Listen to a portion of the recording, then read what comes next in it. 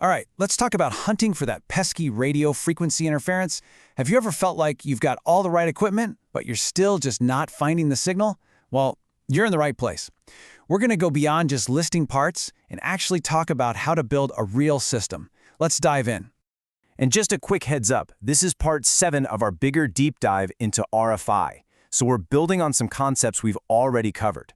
If this is your first time joining us, you might want to check out the earlier parts later on. So, does this feel familiar? You've got the antennas, you've got a fancy software to find radio, all the cables are there, but when you actually go out to hunt for that interference source, nothing. It's super frustrating, right?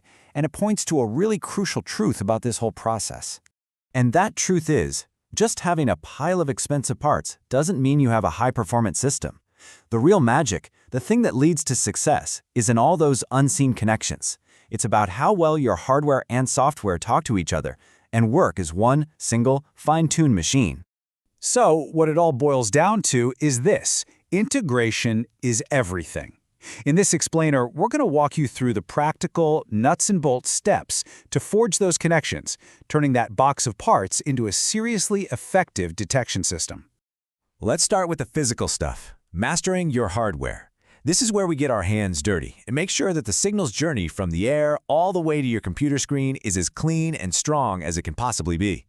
We're going to zoom in on 4 things that really separate the beginners from the pros. We're talking impedance matching, choosing the right cables, getting power to your active components, and, this one's a biggie, protecting your expensive gear from getting fried. First up, impedance. You know, the easiest way to think about this is like plumbing. If you want to move water efficiently, you need all your pipes to be the same diameter, right? Same thing in the RF world. Almost all our gear is designed for a 50-ohm system. Using good quality connectors ensures that all that precious signal energy flows smoothly without reflecting back and messing things up. And this image right here shows you exactly what I mean. Think of it as a chain. Every single connection, every adapter, it's a link. One single bad connector can absolutely cripple your entire system's performance. It doesn't matter how amazing your antenna or your receiver is. Which brings us perfectly to point number 2, your cables. Look, not all coax is created equal. That standard RG58 cable you might have kicking around, it's okay for a short little jumper cable. But for anything longer, it basically acts like a sponge, just soaking up your signal. Switching to a low-loss cable like LMR400 can be a total game changer. Now, to put that in perspective, check this out. 4 decibels of loss. That might not sound like a huge number, but get this. That's enough to cut your signal strength by more than half. Seriously. Imagine trying to find a faint signal when half of it just disappears in the cable before it even gets to your radio. This is why your cable choice is so important. Okay, step 3 is all about power. Some of our best tools, like active antennas, have little amplifiers built right in. But those amps need power to work. So how do you get it to them? You use this little gadget called a bias T. It does something really clever. It sends DC power up the same cable that brings the RF signal down. And why should you care? Because a lot of our software-defined radios and analyzers don't provide that power on their own.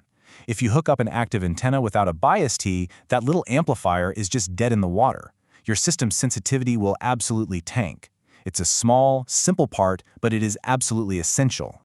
And now for our final hardware rule, and please listen up for this one. You have got to protect your inputs. The front end of a sensitive receiver, especially on an SDR, is incredibly delicate.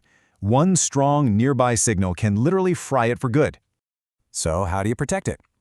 Well, if you know you're going to be working near something like a big broadcast tower, use an input attenuator. Sure, it'll reduce all the signals a bit, but it's way better to lose a little sensitivity than to burn out your receiver. You can also use filters to just block out those big, powerful signals that you're not interested in anyway. Think of it as cheap insurance for your gear. All right, our hardware foundation is solid. Now let's move on to the brains of the whole operation, the software. This is the magic that turns that invisible stream of radio waves into a picture, a visual map of the spectrum that lets you actually see the interference.